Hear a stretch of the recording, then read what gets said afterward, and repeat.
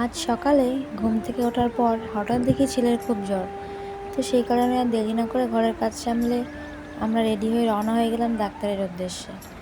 তো এখানে দেখো আমার গাড়ির রাস্তায় এসে কিন্তু অনেকক্ষণ ধরে দাঁড়িয়ে আছি, প্রায় আধা ঘন্টার ওপর, কিন্তু গাড়ির কিন্তু দেখা নেই।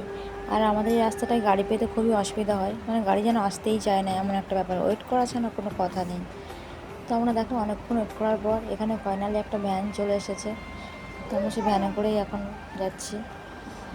আর আমার ব্যাংকেও যাওয়ার ছিল, সেই জন্য একটু তাড়াও ছিল যে ব্যাংকটা বন্ধ না হয়ে যায়। আর ব্যাংকে এখন যা ভিড়, সবাই তো জানোই, অন্নপূর্ণা ভান্ডার করে ব্যাংকে প্রচণ্ড ভিড়।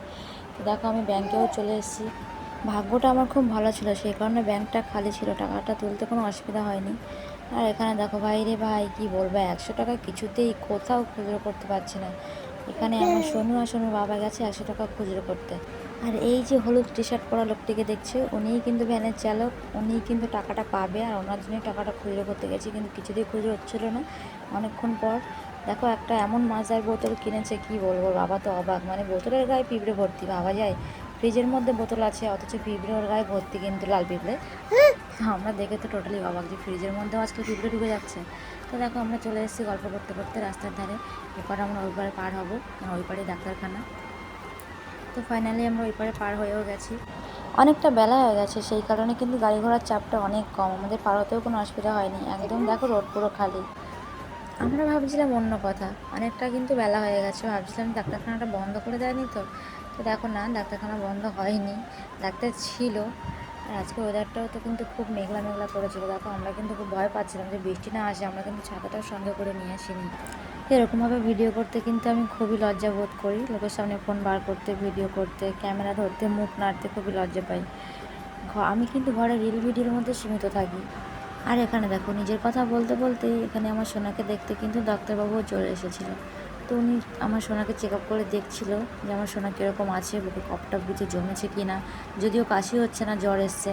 তো তারপর দেখো আমরা ওষুধপালা নিয়ে কিন্তু সোজা চলে গেছিলাম পরোটার দোকানে। আমরা আশা করিনি যে পরোটা পাবো, কিন্তু এখন কিন্তু সকাল নয়, একদম দুপুর 1টা বাজে। কিন্তু এখানে দেখো আমাদের ভাগ্যটা খুবই ভালো, আজকে আমাদের ভাগ্যটা সত্যিই খুব ভালো যাচ্ছে। আমরা পরোটা পেয়ে গেছিলাম, পরোটা ছিল। আর ওয়েদারটা দেখো, মনে হচ্ছিলো এই বৃষ্টি আসবে, এই বৃষ্টি আসবে। আর একটা জিনিস কি তোমরা লক্ষ্য করেছো, এখানে ভয়েস দিতে দিতে আমি কিন্তু নার্ভাস হয়ে যাচ্ছি, তোমরা একটু মানিয়ে নিও প্লিজ। আর এখানে দেখো গল্প করতে করতে কিন্তু পরোটাও চলে এসেছিলো, আর আমরা এখানে খাওয়া স্টার্ট করে দিয়েছি। আর এখানে দেখো আমার সোনাও হাত বাড়াচ্ছে খাওয়ার জন্য। আমার সোনা কিন্তু সব কিছুই খায়, ঝাল বাদে একটু আধটা সব জিনিসটাই ওকে দিই, ও খায়, খেতে পারে। তো দেখো এখানে আমি হাতটা মুছে নিয়ে ভালো করে শুকনো পরোটা একটু ওর গালে দিয়েছিলাম। আর এদিকে দেখো পরোটার দোকান থেকে সোজা বাড়ির রাস্তায়, ভাবা যায় এসব হচ্ছে সব কী বলো তো, লজ্জার ফল। এই যে যে লজ্জাটা করি না লোকের সামনে ক্যামেরা বার করতে, ফোন ধরতে, এইটা হচ্ছে তারই ফল, যে পুরো একদম বাজারের মধ্যিখানে পরোটার দোকান থেকে বাড়ি, আর কোনো ক্যাপশন নেই, তাই নয়? আর এদিকে দেখো সোনা আর সোনার বাবা কিন্তু বেশ আরামসেই যাচ্ছে, শুধু আমারই একা কষ্ট হচ্ছিলো খুব হাঁটতে, কেন আমি কিন্তু পরোটা খুব একটা খাই না বা খেতে পারি না। আমার জন্য মনে হয় এক মুঠো ভাত হলেই আমার শান্তি। আমি শুধু ভাবছিলাম যে কখন বাড়িতে গিয়ে পৌঁছাবো আর কখন এক মুঠো ভাত খাবো। তো গল্প করতে করতে আমরা কিন্তু বাড়িতে চলে এসেছি, এসে আমি ফ্রেশ হয়ে নিয়েছি। আমি শুধু একটা কথাই ভাবি, আজকাল যাকেই দেখি সেই ভিডিও করে, তাহলে আমরা কেন এত পিছিয়ে আছি, আমরা কেন এত লজ্জা বোধ করি, জানি না মাইরি, সত্যি বলছি। কেন যে এত লজ্জা পাই লোককে দেখলে। ফ্রেশ তো আমি হয়েই নিয়েছি, আর এখানে শুধু এখন ঘরটা গোছানোর পালা। দেখো ঘরটা যেভাবে রেখে গেছিলাম সেভাবেই পড়ে আছে, সব জামাপত্র ছড়িয়ে ছিটিয়ে। তো এখানে দেখো আমার সোনু আর সোনুর বাবা এসেছে। সোনুর বাবা বলছে তুমি আগে ভাত খেয়ে নাও, তোমার নাকি খুব খিদে পেয়েছে। আমি তো ভাত ছাড়া থাকতে পারি না, সত্যি তোমাদেরকে তো আগেই বললাম। যদিও খুব খিদে পেয়েছে, কিন্তু দেখো অগোছালো ঘরটা গোছাতে তো হবে, তাই না? এদিকে দেখো তোমাদের সাথে কথা বলতে বলতে কিন্তু আমার ঘরটাও গোছানো হয়ে গেছে, দেখতে পাচ্ছ, পুরো পরিষ্কার করে ফেলেছি ঝাড়ঝুট দিয়ে। আর আমার সোনাকে ছেড়ে দিয়ে গেছে ওর জেঠিমার কাছে ছিল এতক্ষণ।